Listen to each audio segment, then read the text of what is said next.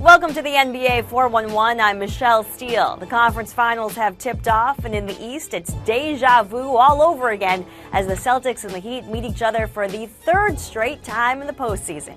They've split the previous two meetings, but keep in mind here, Game 1 is not to be discounted. In NBA playoff history, the winner of Game 1 of the conference finals has gone on to win the series, get this, 80% of the time. Mike Wallace has more on the matchup. Thanks, Michelle. The Miami Heat have prioritized their postseason game plan against the Boston Celtics based on the size of headaches they feel they'll have to deal with. What that means for the Heat is that there might not be a bigger migraine on their hands than the player Rajon Rondo. Rondo has certainly had his way against the Heat and averaged nearly 18 points and 14 assists during the regular season series when Boston took 3 or 4 from Miami. But as we learned last year, regular season success doesn't necessarily translate into the playoffs. Boston also controlled the series last season during the regular season and ended up being dumped by Miami in 5 games in the playoffs. Heat coach Erik Spoelstra insists that Rondo will get the Heat's full defensive respect. What that means essentially is the kitchen sink theory. The Heat will throw multiple defenders and multiple schemes at Rondo, but it will also help if Miami can get some consistent play from its own point guard in Mario Chalmers. The key for the Boston Celtics in the Eastern Conference Finals is simple.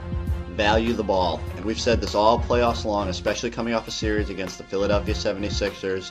But Boston just cannot turn over the ball, give away easy transition points, and expect to win games. And especially not against the Heat, who have Dwayne Wade and LeBron James, who are just going to get fuel from easy buckets in transition. They make loud dunks. They get the arenas into the game.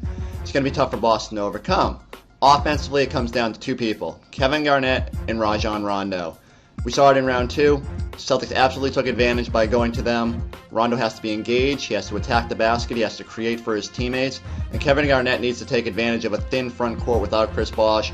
Celtics absolutely have to feed him the ball around the basket, get him going, and let him dominate this series. Thanks, Chris, for that note on how to beat the Heat. Out west, the Spurs become the 4th team in NBA history to start a postseason 9-0 or better. And the Spurs are on fuego right now. Dating back to the regular season, the team's win streak is up to 19 straight games. That's the longest win streak in franchise history. Here with his take on the Spurs-Thunder matchup is Jeff Kaplan in Texas. Jeff.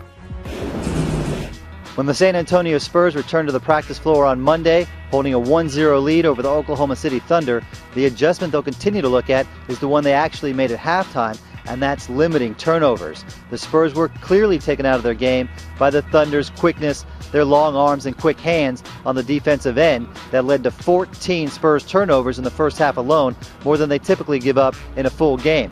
Add to that, the Thunder had 7 of their 9 blocked shots in that first half. Now in the second half, the Spurs figured it out. They were more patient, had just 3 turnovers the entire second half, leading to 55 points, 39 in the fourth quarter. And with the number of offensive weapons the Spurs possess, if the Thunder can't get the ball out of their hands, it's going to be a very difficult series for Oklahoma City. Michelle, life was too hard for Oklahoma City in Game 1.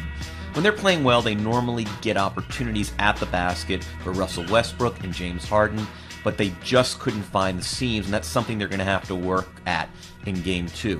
Be a little more creative, find opportunities for those guys. And the other thing is they've got to find a way to stop Manu Ginobili. Other than his buzzer-beating three-pointer after the first quarter, he got nothing but easy looks, splitting defenders in the pick and roll, open threes along the arc. So they need an answer for Manu. Thanks, guys. And in today's buzzer beater, Greg Popovich of the Spurs got his team to step up by using the N-word, nasty. According to ESPN True Hoops, Kevin Arnovitz, during a break as the Spurs trailed by 9, he told his team, quote, "Every round gets tougher, penetrate hard, good passes, shoot with confidence. I want some nasty." And it worked. The Spurs won 101-98 and take a 1-game lead in the series. Now, as far as what to watch for, we have the Eastern Conference Finals on our air all week. Tonight at 8:30 Eastern Time, the Celtics visit the Heat, and we have an encore performance Wednesday night also at 8:30. All games are on ESPN and ESPN3. And that'll do it for this edition of the NBA 411. I'm Michelle Steele. Thanks for watching and enjoy those games.